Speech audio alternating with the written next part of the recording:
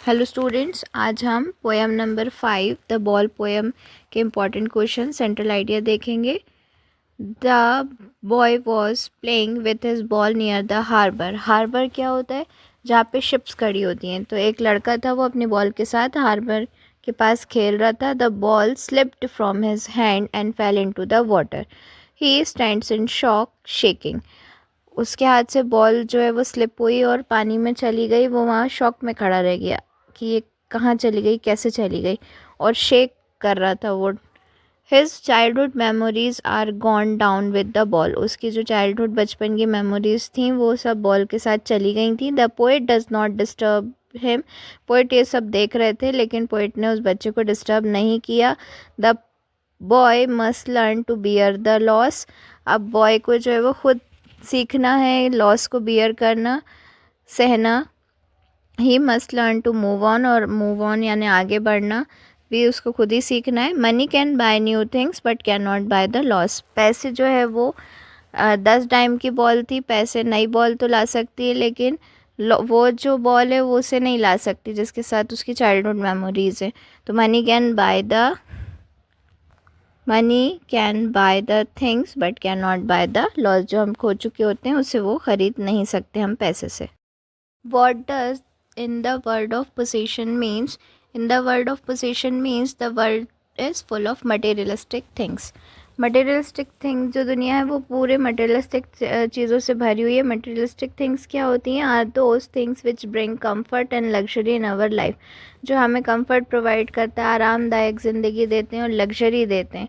वो चीज़ें क्या कहलाती हैं? Materialistic things. और वर्ल्ड ऑफ पोसेशन उसी को कहा जाता है। दुनिया जो है वो मटेरियलिस्टिक थिंग्स से भरी हुई है।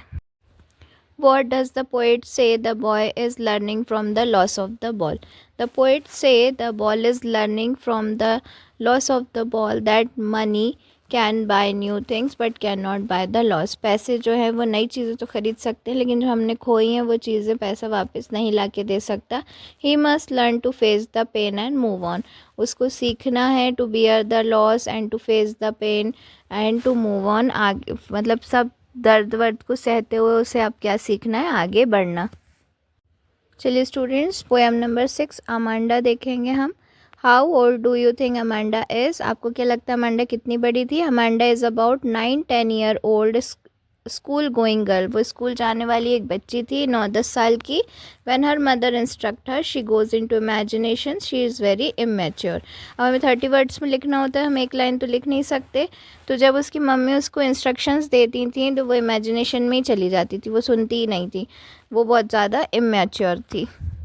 What could Amanda do if she was a mermaid? क्या करती अमांडा अगर वो मरमेड होती? If Amanda was a mermaid, जल परी होती वो। She could drift in the emerald sea blissfully।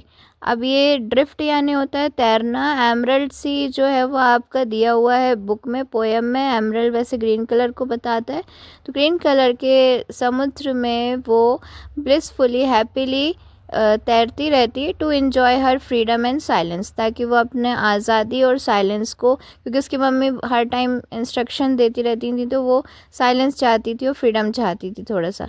अमांडाज mother keeps on instructing her. Amanda does not like her continuous nagging.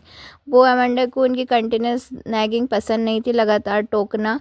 Nagging यानी टोकना। टू एस्केप, उससे बचने के लिए, she goes into her imagination.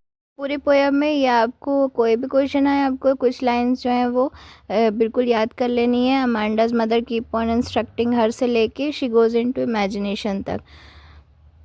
तो ये था कि अमांडा को बिल्कुल भी पसंद नहीं था कि उसकी मम्मी उसे कंटिन्यूसली रोके टोके किसी भी चीज़ के लिए। वो फ्रीडम और बस शांति, साइलेंस चाहिए था उसे।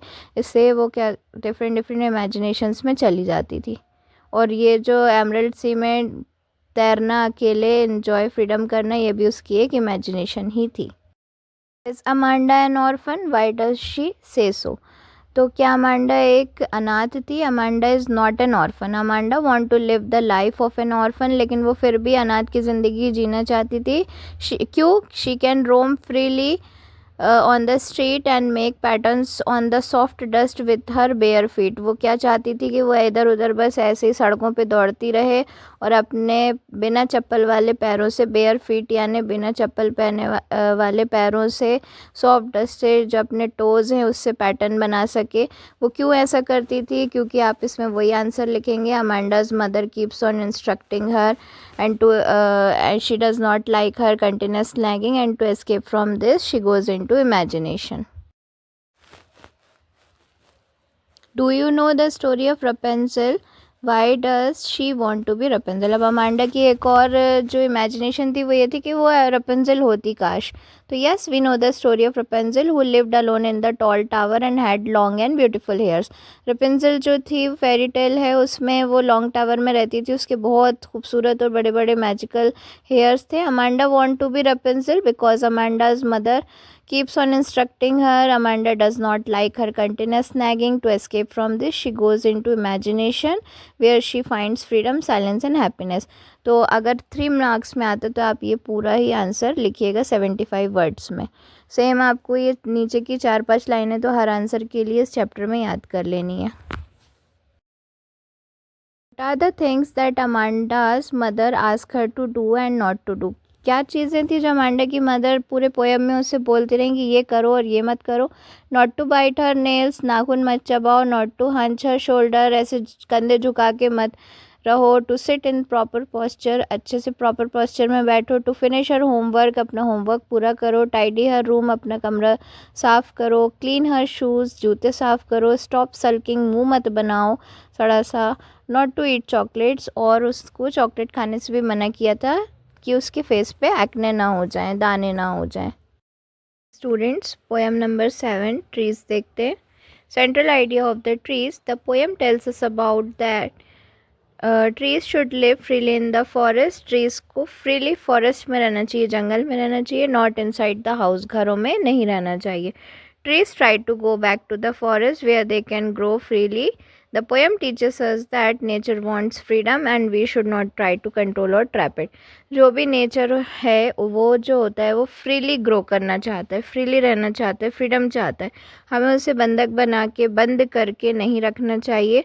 जो ट्रीज़ हैं वो वापस फॉरेस्ट में जाते हैं इस पोएम में, जहाँ पे वो अच्छे से बढ़ सकें, फ्रीली ग्रो कर सकें। तो हमें जो है वो नेचर को खुला छोड़ देना चाहिए, ना कि उन्हें बंद करके घरों में रखना चाहिए। Where are the trees in the poem? What do their roots, their leaves and their twigs do? The trees in the poem are inside the house. जो ट्रीज़ हैं अभी घर में हैं, घर के अंदर हैं। All the parts of the trees struggle to get out to the forest. सारे जो ट्रीज़ के पार्ट्स हैं वो स्ट्रगल कर रहे हैं कि जंगल में जा सकें।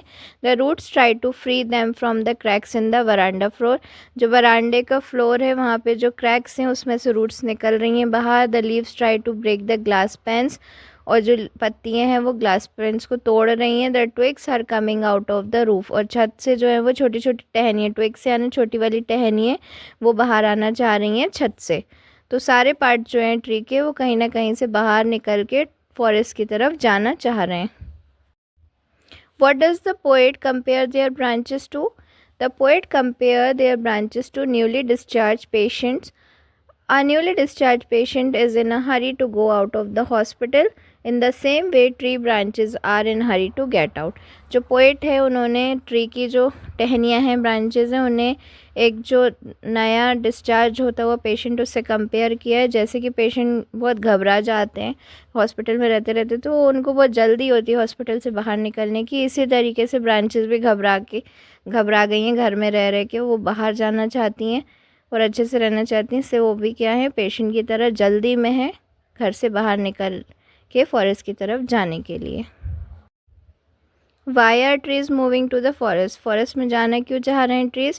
The trees here are ornamental decorative. जो ट्रीज़ हैं यहाँ पर डेकोरेटिव ट्रीज़ हैं। And are kept inside the house, उनको घर के अंदर रखा गया है घर से जाने के लिए। They free themselves from the house and move towards the forest. वो अपने आप को फ्री करते हैं घर से और वो कहाँ जा रहे हैं, फॉरेस्ट की तरफ। The forest was empty earlier, there was no place for birds to sit and insects to hide.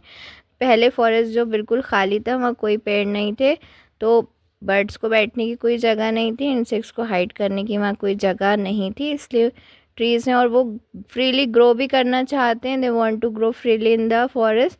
तो ये सारी वजह हैं ट्रीज़ जो है वो फॉरेस्ट की तरफ मूव करना चाहते हैं। How will the departure of trees affect the house. जो जा रहे हैं ट्रीज़ तो उन्होंने घर को क्या इफ़ेक्ट किया है। तो trees after the trees move out there is silence in the house and the smell of leaves and lichen in the room. जो जब ट्रीज़ बाहर जा चुके होते हैं तो घर बिल्कुल शांत हो जाता है, लेकिन ट्री के निकलने से क्या होता है, पूरे कमरे में, पूरे घर में पत्तियों की और लिचन की खुशबू, जो एक हरियाली की खुशबू है, वो फैल जाती है। However the movement of tree cause some damage. और बाहर निकलते निकलते क्रैक से और विंडो पैन से और रूफ से निकलते हुए उन्होंने घर को कुछ डैमेज भी किया है। Glasses are broken and roof is damage when the trees move out. Glasses टूट गए हैं और रूफ भी क्या हो गई है, छत भी क्या हो गई है, टूट गई है। Where does the poetess sit and why? Why doesn't she mention the departure of trees in her letters? poetess कहाँ बैठी हुई थी और क्यों बैठी थी और उन्होंने अपने लेटर्स में ट्रीज़ के जाने के बारे में क्यों नहीं लिखा है। The poetess is sitting in her room with the door open to the veranda to write letters. poetess जो है वो अपने कमरे में बैठी हैं और उनका दरवाज़ा खुला हुआ है वरांडे की तरफ और वो लेटर्स लिख रही थी। poetess doesn't mention the departure of trees in her letters because the movement was sudden and unexpected. उन्होंने लेटर में ट्रीज़ का मूवमेंट इसलिए नहीं लिखा क्योंकि मूवमेंट जो था वो एकदम सडन था, अचानक से था और एक्सपेक्ट नहीं किया, तो उन्होंने अनएक्सपेक्टेड था वो, इसलिए उन्होंने अपने लेटर्स में ट्रीज़ के जाने के बारे में कुछ भी नहीं लिखा। How do trees change forest. कैसे फॉरेस्ट को बदल देंगे trees. When trees come to the forest, जब वो फॉरेस्ट में आएंगे, there is a place for birds to sit, insects to hide. अभी तक फॉरेस्ट खाली था, अब ट्रीज़ आ रहे हैं तो चिड़ियों को बैठने की जगह मिल जाएगी, इंसेक्ट्स को छुपने की जगह मिल जाएगी। The sun had no shadow to cool its feet without the trees, the forest is full of trees. अब सन की जो किरणें हैं उसको भी अब क्या होगा, थोड़ी कूलनेस मिलेगी ट्रीज़ की शेडो में और परछाई में ट्रीज़ की, और अब फॉरेस्ट जो है वो पूरा ट्रीज़ से भर जाएगा। स्टूडेंट्स, वीडियो अच्छी लगी हो, समझ में आई हो तो लाइक करिए, कमेंट करिए, share with your friends, subscribe my channel.